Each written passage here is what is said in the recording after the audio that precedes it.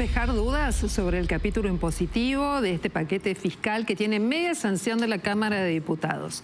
Quiero saludar a Daniel Estico, que es economista, es periodista, pero además es consultor de empresas y es director del Instituto de Estudios Laborales y Sociales de la Universidad de las Ciencias Empresariales, la UCES. Hola Daniel, ¿cómo estás? Buenas noches, qué gusto saludarte. Igualmente, Silvina, gracias por invitarme a tu programa, un gusto. Bueno, ¿qué jornada tuvimos en la Cámara de Diputados, ¿no? Muy extensa, con muchos temas. Estamos prestando mucha atención a las definiciones políticas, a las técnicas, pero nos interesa mucho que la gente que nos ve pueda saber en qué le cambia la vida cada una de las cuestiones que se han aprobado. Por ejemplo, con la vuelta del impuesto a las ganancias a la cuarta categoría. Mira, nosotros preparamos una placa. Daniel, a ver qué te parece. Ah, buenísimo. Lo vemos juntos y vamos a tratar de explicar de qué se trata esto, ¿de acuerdo? ¿Cómo no? Bárbaro. Vamos por la placa entonces, fíjate. Se restituye el impuesto a las ganancias. Y a partir de esto, ¿qué es lo que pasa, Daniel? Vuelve a pagar la cuarta categoría y hay allí una cuestión de mínimos no imponibles, de sueldos netos. Vos estás viendo, ¿verdad? Allí los valores. Contanos. Sí, eso quiere decir que un trabajador soltero que tiene hoy un ingreso bruto de 1.800.000 pesos, con las deducciones, etcétera, pasa a pagar ganancias a partir del excedente de 1.494.000 pesos. Y eso va a empezar a tener una alícuota del 5% y después va a ir creciendo gradualmente hasta el 35%. Se estima que va con este monto, bueno, y en el caso de los jefes de familia, o sea, el trabajador asalariado, o sea que está en relación de dependencia, que tiene un ingreso bruto de 2.400.000 y que en mano recibe 1.981.000 pesos, va también a arrancar con esa alícuota de 5% y a medida que le va aumentando su ingreso, va a llegar a la escala máxima de 35%, que es aquellos muy particulares que están arriba de los 5 millones de pesos. Pero que lo que no me queda... lo que tenemos que tener en cuenta son dos datos. Sí, decimos. Uno es que hoy se conoció el salario promedio de la economía del trabajador asalariado estable, o sea que en los últimos 12 meses estuvo aportando al sistema integrado de previsión social y dio por debajo de 800.000 pesos brutos, o sea que en mano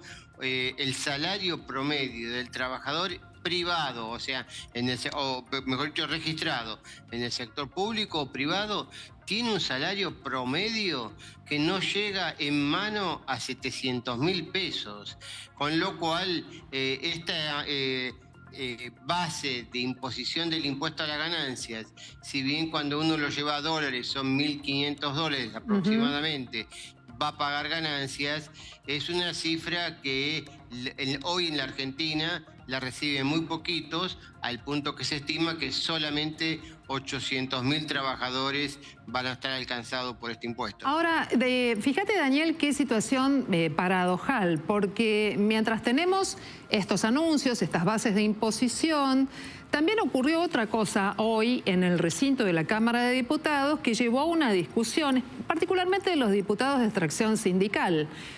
Bueno, uno de ellos es Palazzo, Sergio Palazzo, que es el titular de la Asociación Bancaria, que fue uno de los que más se opuso a la vuelta de estas ganancias a la cuarta categoría.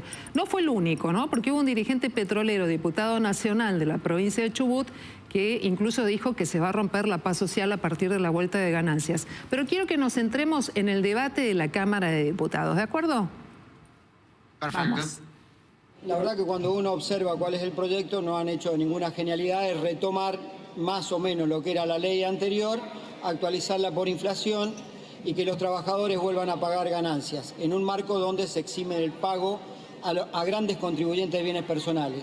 Que le pedimos, la propuesta es al doctor Espert que retire el capítulo completo o el título completo del tema impuesto a las ganancias ingresos personales de trabajador en relación de dependencia y otros. Y volver a la ley anterior que eliminaba la cuarta categoría y creaba el impuesto cedular. La idea de La Libertad Avanza, la idea del bloque oficialista, es que el impuesto a las ganancias sea un impuesto que nos haga a la política pagar el costo de aumentar el gasto público y no como ocurre hoy, donde a la gente la reventamos impuestos pero a través de los bienes de consumo que la gente consume. Como no se inventó todavía que los humanos vivamos de rebanada de viento, le cobramos impuestos a todo lo que la gente consume. Entonces el tema conceptual es que el impuesto a cobrar, el impuesto central, tiene que ser el impuesto a la ganancia para que nos obligue a nosotros a la no cobardía de hoy de reventar a la gente con impuestos por lo que consume, no por lo que gana. Me pregunto si acaso lo que acaba de decir el diputado Esper no podría hacerlo el Poder Ejecutivo, tomar la decisión de, si va a instalarse ganancias, reducir otros impuestos. ¿Se puede hacer? Sí, no, ¿por qué? No, básicamente, el Poder Ejecutivo claramente tiene facultades para bajar impuestos, no tiene facultades para aumentarlos. Para aumentarlos es una potestad del Poder Legislativo. Así es. Ahora, qué curioso que los que protestan, como Palazzo, los petroleros, los camioneros, son los rubros que justamente están en la escala más alta de ingreso de salario promedio de la economía y por eso tanta resistencia. Pero lo que nos dice el señor Palazzo es que hay 22 millones de trabajadores en la Argentina y solamente van a pagar ganancias con esta modificación apenas poco menos del 4% de los trabajadores. O sea, no son los trabajadores los que van a pagar impuestos, sino un pequeño grupo selecto que bien merecido. Ojalá todos tuviéramos la preocupación de que tuviéramos que pagar ganancias, pero como estamos en una sociedad muy empobrecida, hay mucha distancia entre el salario promedio y el que hoy paga ganancias. Lo ideal sería que las escalas fueran más altas, que hoy pagara ganancias a aquellos que tuvieran ingresos arriba de 5 millones de pesos, claro. Pero no es la realidad argentina. Ahora, pero argentina... fíjate, Daniel, qué situación también para tener en cuenta. Un médico que haga guardias, esas guardias van a ser contempladas para luego tener la liquidación del impuesto a las ganancias. Un trabajador o una trabajadora al que se le paga un monto por una guardería infantil, eso también va a contemplarse en el momento de pagar ganancias. Aquellas empresas que conceden un plus por ropa a sus trabajadores, bueno, también ese plus, ese beneficio va a quedar contemplado en el momento de pagar ganancias. ¿Es un arma de doble filo, considerás vos, o estás de acuerdo con esta media sanción? No, claramente que yo creo que las escalas tendrían que haber sido las bases imponibles más altas, porque por un poco por lo que vos decís, que de pronto hay trabajadores que llegan a esos ingresos con una carga horaria de 20 horas, como puede ser un médico que hace esas guardias de 24 horas prácticamente 4 veces o 5 veces en la semana, y por lo tanto no es proporcional a aquel que obtiene el mismo ingreso trabajando 8 horas. Por eso esas cosas, por lo que he leído, la reforma del impuesto a las ganancias no lo contempla y lo tendría que contemplar. ¿Cuál es la intensidad laboral del trabajador para obtener un ingreso? No es lo mismo ganar 2 millones de pesos trabajando 4 horas, 8 horas o 24 horas, o sea, no dormir, como le pasa a muchos médicos en Argentina, lamentablemente, ¿no? ¿Y qué ha pasado con el monotributo? Porque hubo un momento en el cual incluso se paró la sesión, un breve cuarto intermedio, para avanzar sobre la cuestión del monotributo social. 90 días de plazo para ver qué pasa con ese régimen. Pero con el otro, son miles de argentinos que trabajan bajo el formato de monotributo. ¿Qué es lo que rescatás allí de las modificaciones?